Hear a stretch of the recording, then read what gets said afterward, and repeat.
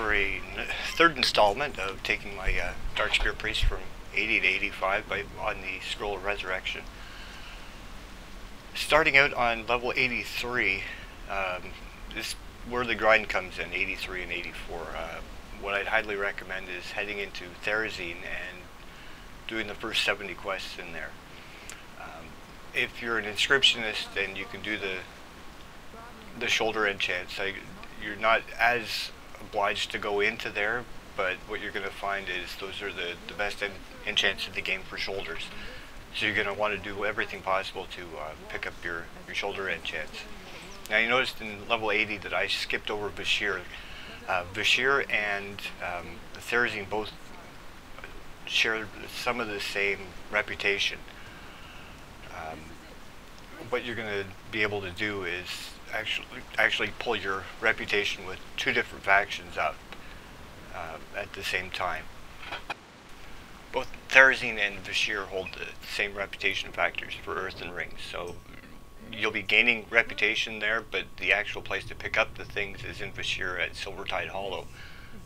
So make sure you at least get the first couple of quests done so you can walk in and pick it up without having to do 20 quests to pick up your flight path or water path, whatever it be. Therazine can be a bit of a grind. What I tend to do is stay away from the gunship area until later on because it's a bit of a longer quest. You can float through it easier, but there's about 70 quests to do before you can move on and pick up everything you need for the shoulder enchants. Or at least the tabard to get yourself started there. I think at Honored you can actually start getting them. But have some fun with it and enjoy.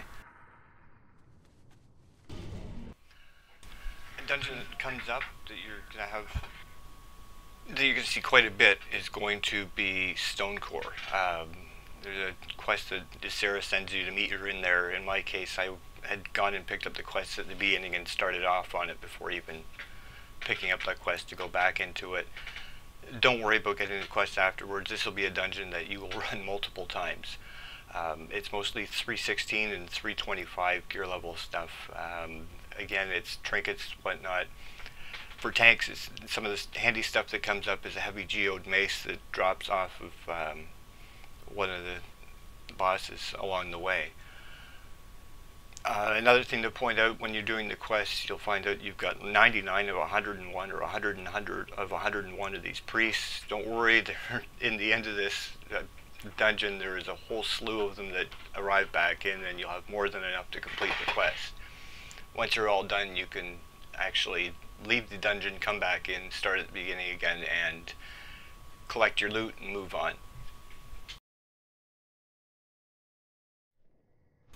I was kind of fortunate enough with leveling this too that I had gotten my reputation for Therazine at the right time, where I leveled and had the reputation to move on. So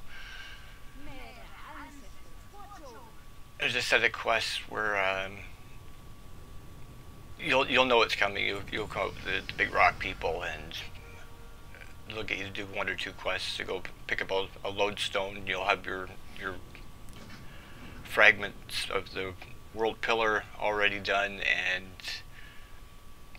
you can skip on ahead, pick up your tabard, and on to level 83 things. Now most people level 83 will move on and strictly dungeon to pull themselves up.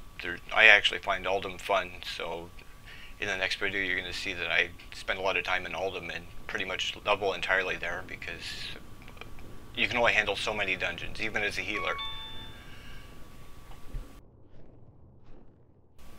Again, load up your talent points, any new spells that you've picked up, and prepare for level 83. Load up on your mana juice, your food. Hang on to your justice points. As I mentioned in previous videos, I'm going to do one specifically about how to hang on to your justice points if you want to convert them to honor later, or be able to move around some of your equipment. You might pick up something that's a 378 or something in LFR, and you won't be stuck with the gear that you have. So happy hunting to you all, and see you in the next video.